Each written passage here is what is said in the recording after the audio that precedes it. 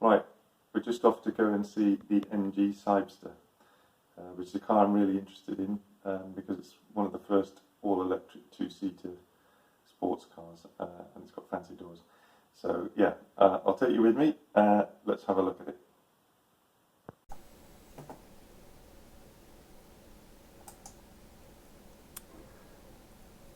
So here's the moment of the big reveal. That is beautiful, isn't it? I love the colour, the deep red. It really goes with those alloy wheels and stuff as well.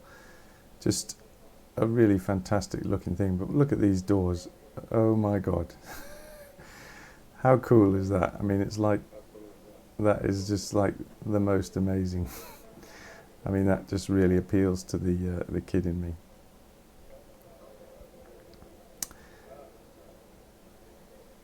In the passenger seat, there's like acres of leg room. I mean, I'm 6'2", and I could get my legs fully stretched out without any trouble at all. And yeah, you can see some of the displays here. It was all in Chinese because you know, they haven't customized it over for the Western market or anything yet. This is just like a advanced prototype. The indicators are very loud. It just plays out of the speakers, I think. But there's a lot of speakers in the car. There's you could just see back there was a few up on the dashboard, and there's some in each door there. Yeah, and then you've got a subwoofer sort of at the base level there, in between the driver and the passenger, and also a speaker behind each occupant's seat. So it should have a pretty good sound system, I think. And then in here you can see you've got a so you've got a USB-C, a USB-A, and an SD card slot. So I'm not sure what that might be for. Maybe it's for putting like the camera footage onto, so that you can use like as a dash cam, maybe, with all the cameras that are around the car. Or maybe it's for putting MP3s on so you can play music off of those, or maybe it's for the map data or something, who knows.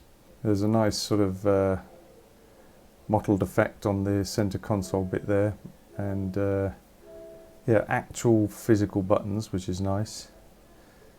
I couldn't get the glove box to open, I probably don't want you going in there anyway. But yeah, loads and loads of legroom, really, really comfortable to sit in. And you've got fully automatic windows up and down, so you can just click it once and it'll go all the way down. And then you've got, yeah, your seat controls there with memory for 1 and 2. And you open the door by clicking on that lever and it just powers itself up. And again, it'd just be a real head turner, I think, if you pulled up to see that. Here you can see the boot. It's not too bad, actually. It's pretty large for a convertible, but I guess that's because it's a soft top convertible rather than a hard top. But yeah, plenty of space in there. Like these indicators, you know, in the shape of an arrow.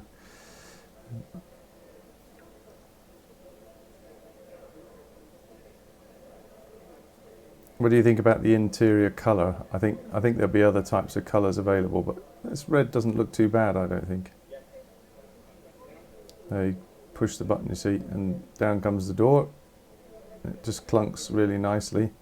These are the controls on the outside of the door, I assume, if you want to get in.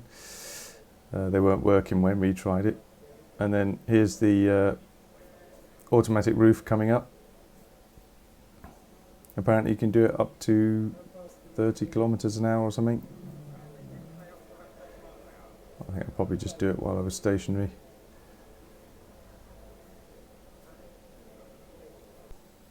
Here's a couple of pictures of the car from the side with the roof up.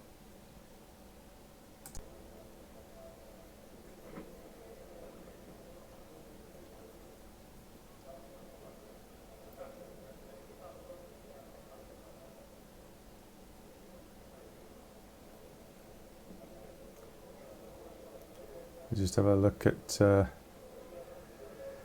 some sort of air vent there, and the wheels. It's got some pretty big alloys on there. That's 245 40 R20s, so they're 20-inch alloys, but they fill the arches nicely. It looks really good. Wonder how comfortable it'll be though. Beauty shot from the front. And there's a shot from the front, and underneath the bonnet you've got, yeah, it's just like this big plastic cover. You can't really get to anything. Nice logo, the word Cyberster written on there. And obviously you've got these access panels if you need to get to the things under there. Doesn't seem to be any kind of a front storage. This looks to be where you'd fill up your washer fluid and things like that. But yeah, it looks very neat. This is what the indicators look like from the front. Again, I like it.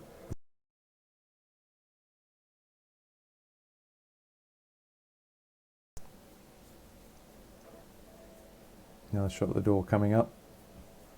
So cool. And here's the driver's side.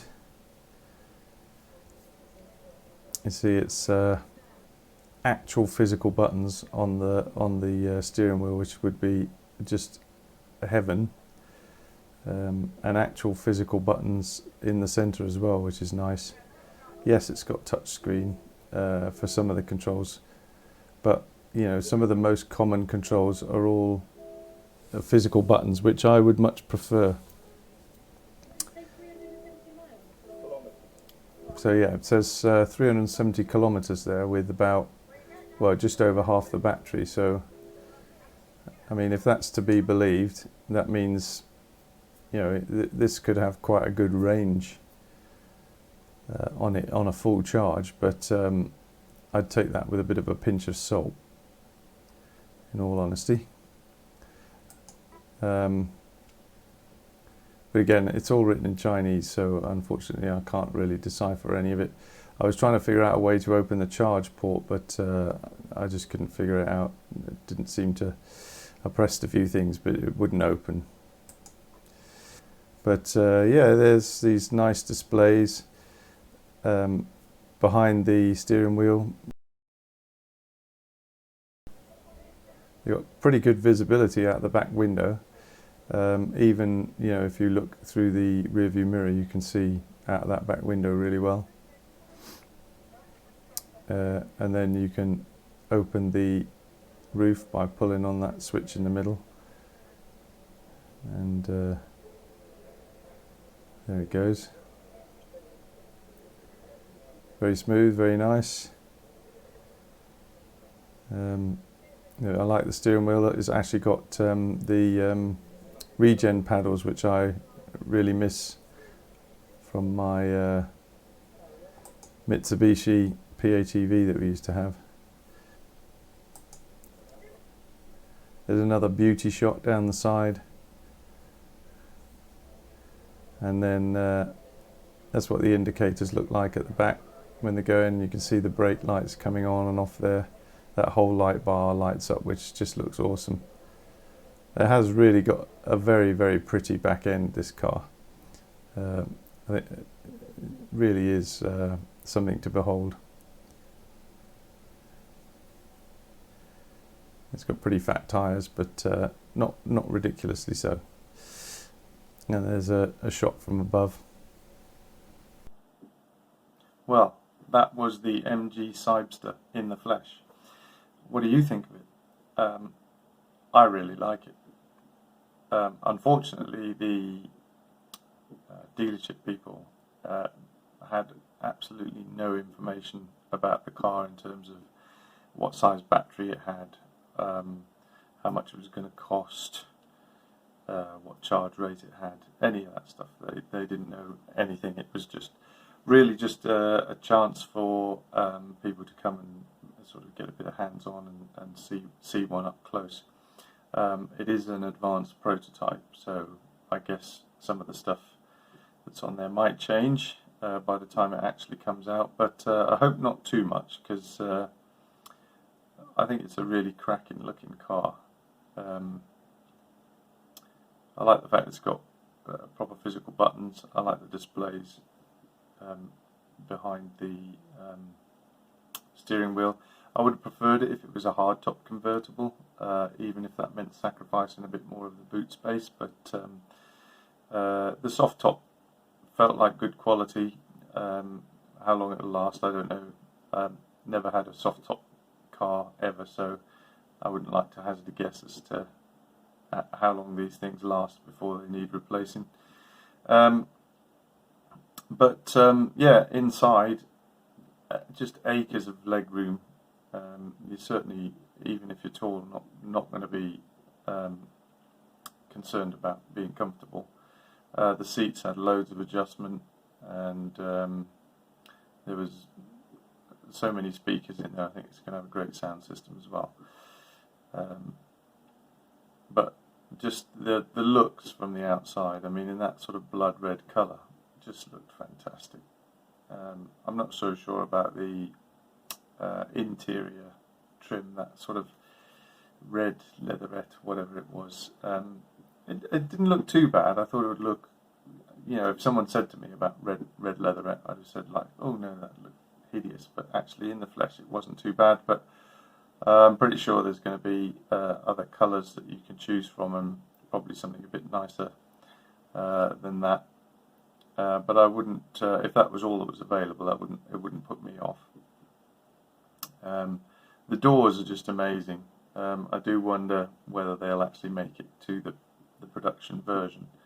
I would have thought so, based on how well they worked and everything. We would have thought that's pretty much close to being final system. But yeah, it's going to be a real head turner when you pull up at the shops or wherever, and you push the button and the doors go up, and you get out. I mean, years ago I used to have a car called a Toyota Sera, which was only ever released in Japan, but I got one on import in the UK, and that used to have gull wing doors that went up. And yeah, every time you got out of that car, people would just look and come over and ask you about it and stuff. So I think this one would be very much the same thing. The only problem would be that it, you know, it would also attract a lot of attention, and maybe some of that will be negative attention that you don't really want. You know, you'd see somebody come along and just key in it because, you know, just because it stands out and stuff. So I would like to hope that that sort of thing wouldn't really happen in the real world, but it does. So yeah, it makes you wonder whether, how much you would use it if you had one, or whether you'd feel like you have to keep it in the garage all the time and not ever really take it out, which, you know, sort of defeats the purpose of having it. So yeah, something to think about really there. But yeah, in terms of the car, it's a beautiful looking thing. Unfortunately, I don't think anyone else is going to get a chance to see it now, because they said the day after we did the viewing that it was heading off to Eurostar and going across over onto mainland Europe. It was going to drive all the way back to China, apparently. So I think that was the last chance to get to see it in the UK. But yeah, we'll all have to wait, I think, for the prices and specs to come out, and see what it actually going to retail for, and whether or not it would be a compelling purchase. But yeah, I mean, I'd certainly love to drive around in one for a bit. I think it would be pretty awesome. Maybe when I retire. Okay, well, that's it for this video. I hope you enjoyed it. Please do like, comment, share, subscribe. Monthly stats coming up soon, so I'll see you all on that video shortly. Cheers.